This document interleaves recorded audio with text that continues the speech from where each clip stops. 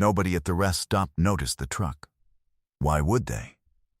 Moving vans pulled in and out of the Route 9 travel plaza a dozen times a day, drivers stretching their legs, grabbing coffee, checking straps on furniture before the next leg of some long haul across 3 states. It was the kind of place built for invisibility, and that was exactly why the men driving it had chosen it. Gunnery Sergeant Reyes Okafor noticed something else instead. His dog did. Tank was a 6-year-old German Shepherd, retired from 4 deployments of explosive detection work overseas, and these days his job was considerably smaller, riding shotgun, while Reyes drove long-haul security escorts for a private logistics firm, the kind of work that mostly meant babysitting cargo and occasionally walking a perimeter at 3 in the morning when the adrenaline of his old life refused to fully let him sleep through a quiet one. Tank had adjusted to civilian work better than Reyes had, in most ways. Except for one thing nobody had managed to train out of him. When something was wrong, Tank told you, and he told you whether or not anyone wanted to hear it. They were 11 minutes into a routine break, Reyes finishing a gas station coffee gone lukewarm, when Tank's leash went taut hard enough to nearly take Reyes off his feet. The dog had been calm a second earlier. Now every line of his body had snapped into the posture Reyes hadn't seen outside of a worksite in 2 years. Head low. Ears forward. A stillness that wasn't calm at all, but its opposite. A coiled and total focus, aimed at a single moving van 3 rows over. Tank. Easy. It didn't take. Tank didn't bark, didn't lunge, just pulled toward the truck with a low, insistent whine building in his throat. The sound he used to make outside vehicles packed wrong, vehicles that didn't add up. Reyes followed, because 9 years of trusting that nose with his life wasn't a habit he could switch off in a parking lot. The truck's cab was running, ack humming, but the driver's seat sat empty.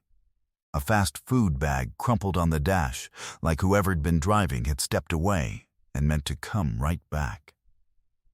The cargo door in the rear was down. No lock this time, just a simple roll latch, the kind any 12-year-old could lift in 5 seconds, which somehow made what Reyes found behind it worse, because it meant whoever had put a person in there hadn't even thought they needed to bother locking it. Hadn't expected anyone to look. He lifted the door himself, Tank shouldering past his legs before it was even halfway up. She was sitting upright against a stack of moving blankets, an elderly woman in a faded blue cardigan, her ankles bound with what looked like packing tape. A strip of the same tape peeling at one corner of her mouth, where she'd been working it loose with her tongue for what must have been hours.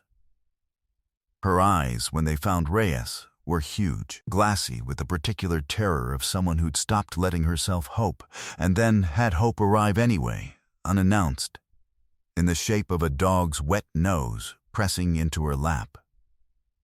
"Oh," she said, and that was all, just that single small sound, before the tears came.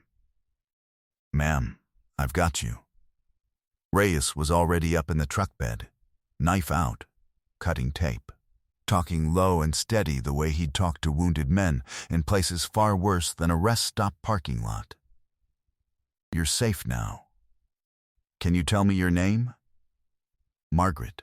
Her voice came out in pieces, rebuilding itself word by word. "Margaret Tillis. They, my nephew's friends, they were supposed to be helping me move my sister's things. And then somewhere on the highway they pulled in here and put me back here and said they'd be right back. And that was, I don't even know how long ago. It's been at least 2 hours." Reyes said grimly, recalling the ice in the abandoned fast food cup, already melted flat. He keyed his radio with one hand, the other steady on Margaret's shoulder. "Highway patrol's 3 minutes out. You did everything right just by staying calm." "I wasn't calm," Margaret said, with a wet, startled laugh that broke halfway into a sob. "I was praying. I kept thinking, nobody even knows to look for me here. I told my daughter I'd call when we got to the storage unit. She doesn't even know to be worried yet. She will, Reyes said, and she'll know her mother's safe before she ever gets the chance to start.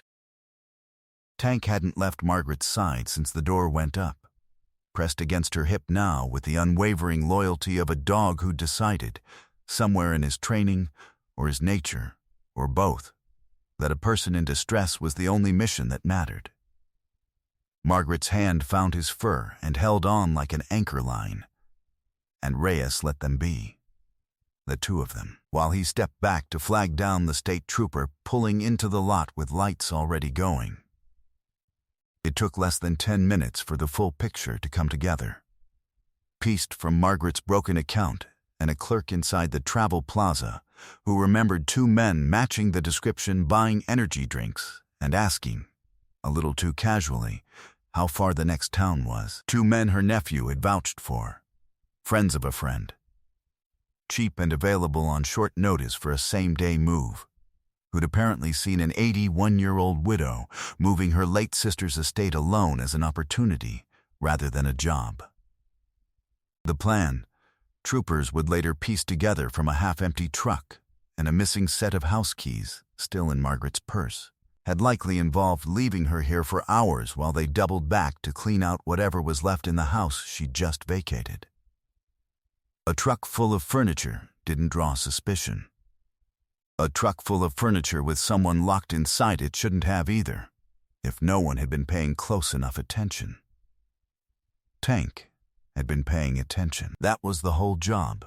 In the end, the one nobody had to teach him anymore, because it had been trained so deep it simply lived in him now.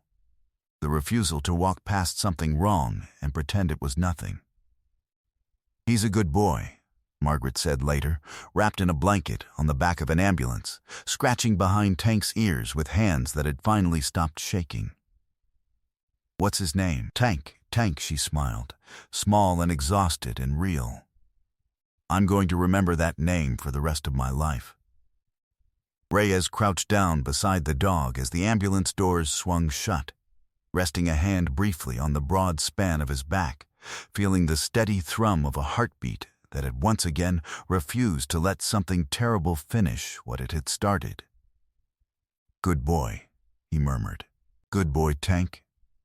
The dog huffed once, already scanning the lot the way he always did when the job wasn't quite finished in his own mind. Even though it was. Even though it had ended the only way it could have.